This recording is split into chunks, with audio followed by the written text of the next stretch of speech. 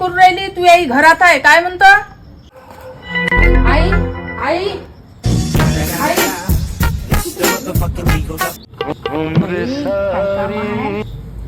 बसल्या का हो बाय ना ते पोरगी आली ना किती कल्ला करत आली पाय ना घरात आहे ना ते माझी पोरगी आली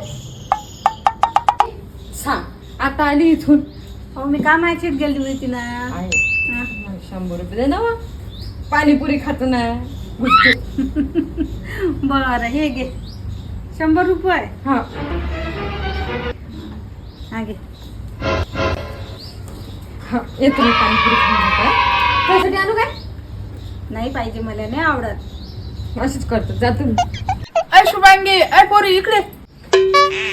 काय म्हणते मावशी? तुझ्यासाठी आणा लागते काय? शुभांगी तू नोकरी करतो तुझ्याजवळ भरपूर पैसा आहे तरी तू तो आईले पैसे 100 रुपये मागून राहिली. तुला लाज नाही वाटत का? अजिबात नाही. हो मी नोकरी करतो माझ्याजवळ भरपूर पगार आहे काहीच कमी नाही तरी इकडं बरोबर आहे. पण ते काय ना मावशी लहानपणी ना मी मायला रोज पैसे मागत होते.